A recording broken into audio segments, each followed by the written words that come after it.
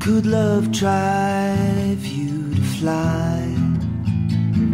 Hey guys, for today's project we're going to be making this gorgeous Faux Capiz Shell Chandelier, except it's going to be vegan because we're not going to use real Capiz shells, we're going to use wax paper instead. So if you have a little patience and a little bit of free time, then you can totally do this and it's going to turn out beautiful. So let's go ahead and get started. To begin this project, we're going to make a parchment paper wax paper sandwich here. So I'm taking a piece of parchment paper and then a piece of wax paper. We're actually taking 3 pieces of wax paper. So I'm tearing off 3 pieces. All of this is about 2 feet in length or so.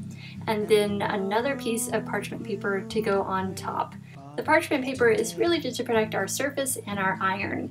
The wax paper is what we're actually going to be using in the project. So I have my iron set on medium, anywhere from low to medium is good. And I start in the middle and kind of work my way out to the edges, and that helps kind of avoid air bubbles kind of forming between your wax paper sheets.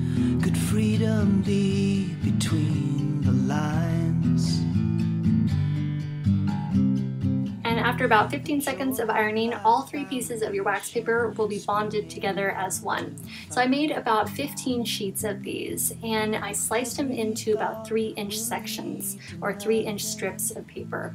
And then I'm using my circle punch. This is a 2-inch diameter circle punch, and I take a few sheets at a time, and I punch those out. And as you can see, my hole punch does not cut cleanly every time. I have to trim these up with scissors sometimes because my hole punch hates wax paper. Alright, on to the lampshade. We get to tear this thing up. I got it at the thrift store for a couple of bucks, but really all I want is the frame out of it. I made sure to find a metal frame, a fabric lampshade that I could use in this project. So all I'm doing is just tearing off all the fabric and any bits of glue that's left on there, try to get off as much as possible of that. You want a nice smooth surface because we're going to be painting this. I'm also taking my utility knife and kind of scraping off any excess glue.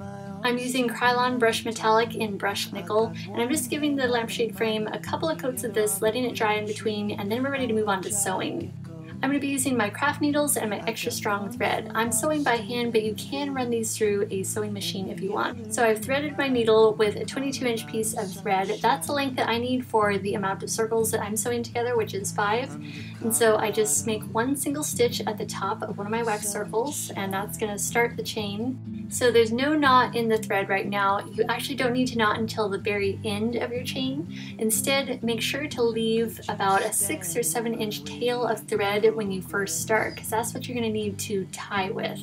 And so now I'm just moving on to the 2nd stitch here at the bottom. So just 1 little stitch at the top, 1 little stitch at the bottom, and then you can connect your next circle. So it's totally up to you how long you want your strands to be, like how many circles you want on them, and it might depend on the lampshade that you picked out or the frame of it and how you want them to hang and look. I chose to do 5 circles on each of my strands, and that just is going to create the look that I'm after, but you can change it up and make it your own too. So to tie off here at the very end of each chain, I just slip through my last stitch, it creates a loop, I slip through again, and pull tight. I usually do this twice, so here we go again. I'm going to slip through my last stitch.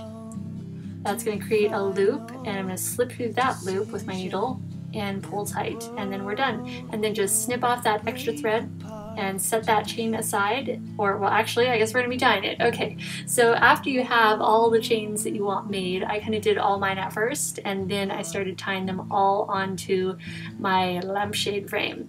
So I'm just tying these on with regular double knots, and I'm tying them onto the top of the frame and the bottom. And then I decided that I wanted a 3rd row, like a 3rd tier in between there. So I took this craft wire and wrapped it around the bar so I could create another little tier to tie onto. Now we're in my room looking at my light, and it is about as plain and as boring as you can get. So I'm going to be taking this down, and we're going to be using these. These are zinc plated couplings and nipples. No idea why these are called nipples, but anyway.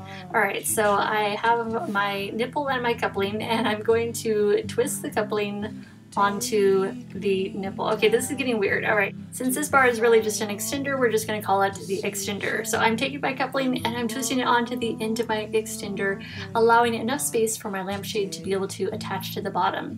And then for the other side, we're gonna be screwing that into where my old light plate was. So see how it's just actually just made to extend down, and so that's gonna give us that extra room we need for the actual lampshade to attach.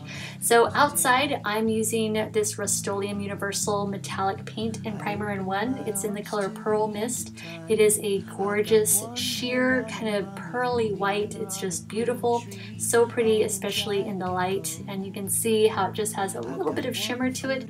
It just helps add that extra bit of iridescence that natural Capiz shells have. And now we're ready to install our new Faux Capiz Shell Chandelier. So here's the bottom of my chandelier, which is basically the top of the lampshade, right? It's just flipped upside down.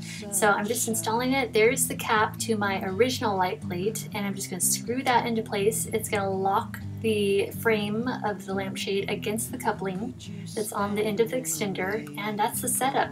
So I hope you guys enjoyed this project. It was really fun, and I'm pretty much in love with this. All right, thank you guys so much for watching, and I will see you in the next video. Bye. I let it all fall down and let the rhymes come.